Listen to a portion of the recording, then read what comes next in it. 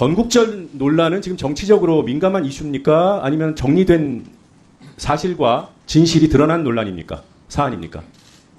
건국절을 둘러싼 것은 논란입니까? 사실과 진실입니까?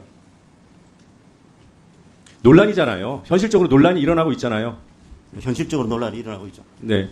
근데 개인적으로는 논란이 없어야 될 사안이라고 보시는지요? 현상을 여쭤보는데도 답을 못 하시네? 이승만 전 대통령에 대한 평가를 둘러싼 논란이 우리 사회에 존재합니까? 안 합니까? 존재하죠. 네. 그럼 이 두 가지 사안을 다룰 때는 조심하는 것이 KBS의 임무에 부합합니까? 안 합니까? 이미 다 결론이 났으니 KBS가 책임지고 사실과 진실을 알려야겠다. 이런 소명의식의 발로로 기적의 시작 같은 프로그램을 방영하는 겁니까? 이승만 대통령 국가가 독립유공자로 선정을 했습니다. 그리고 그 프로그램 보면 처음에 도입부에 진행하는 사람이 이승만에 대해서는 다양한 평가가 있는데 독재자는 평가가 있지만 또 건국 대통령으로서의 또 자유민주 체제를 수여한 측면도 있다. 그런 것들을 살펴보겠다. 이렇게 이야기를 하고 있습니다. 다양한 의견을 제시하는 차원이라는 말씀이신가요? 확정된 사안이 아닌 과정에 논란이 되는 부분에서 여러 가지 다양한 시각을 제공해서 같은 국민이 네, 이해됐습니다. 판단할 네. 수 있는 게 필요하다. 같은 비중에 그러면 이승만 대통령에 대한 정반대의 평가도 KBS를 통해서 방송하는 것이 맞겠네요? 그렇게 적당한 작품이 나오면 할 수 있다고 봅니다. 지금 그 말씀은 책임지실 수 있죠?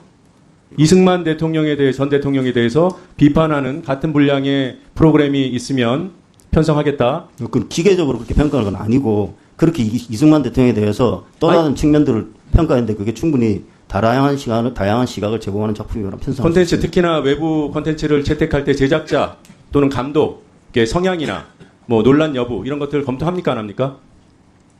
그건 뭐 신문사에서 하고 있는 걸로 알고 있습니다. 네, 해야겠죠. 네. 제주 4.3은 법정 기념일입니까 아닙니까? 그것도 논란이 되고 있는 거 아닙니까? 법정 기념일입니까 아닙니까? 법정 기념일이죠. 예. 그걸 좌익이 일으킨 사건이라고 단정하면 됩니까 안 됩니까? KBS가 또는 그런 시각을 KBS가 보도하면 됩니까 안 됩니까?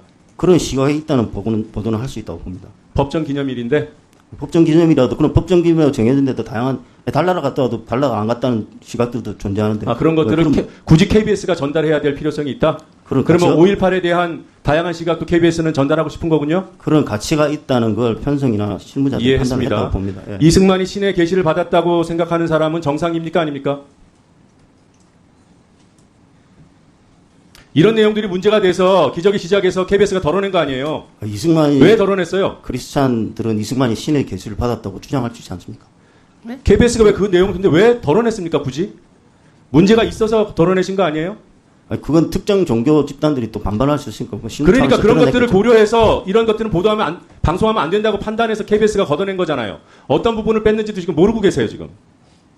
제가 말씀드린 제주 4.3과 이승만이 신의 계시를 받았다는 내용은 바로 이 기적의 시작에 나오는 내용이에요. 그거를 방송 전에 빼낸 거예요.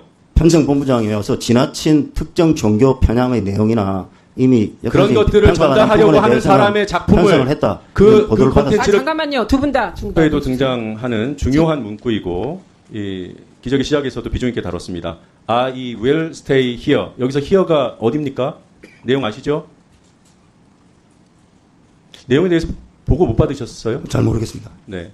한국전 발발 직후 나는 서울을 떠나지 않고 이곳 수도 서울에 남겠다라는 말을 했다는 일방적인 주장이 이 기적의 시작 KBS를 통해서 우리 국민께 방영이 됐습니다. 이승만 대통령은 전쟁이 발발하자 우리 국민을 버리고 도망친 대통령 아닙니까?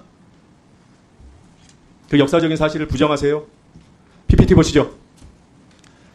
뭐 다 알다시피 1950년 6월 25일 북한군이 대대적으로 남침해 옵니다. 그리고 27일 새벽 만 이틀 뒤에 이승만 대통령은 국민을 버리고 그것도 몰래 수도 서울을 빠져나갑니다. 대전으로 가서 대국민 담화를 발표합니다.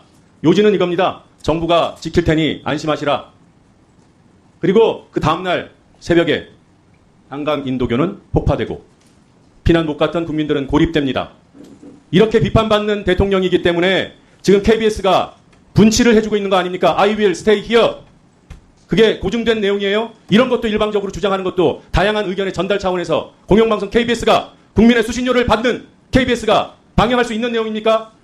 I will stay here라니 국민을 버리고 도망간 못난 대통령을 끝까지 국민 곁에 남은 1분 더 드리세요. 으로 미화해요. 1분 10초 더 드리세요.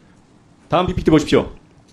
이승만이 진짜 대통령 자도 붙이기가 아깝습니다. 이승만 당시 대통령이 국민을 버리고 대전으로 도망가서 담화를 발표합니다. 서울 시민 여러분 안심하고 서울을 지키시오. 적은 패주하고 있습니다. 정부는 여러분과 함께 서울에 머물 것입니다.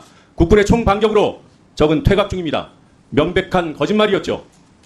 다음 장 보시겠습니다. 이런 주장이 학계에서 나오자 일부 뉴라이트 인사들이 이렇게 주장합니다.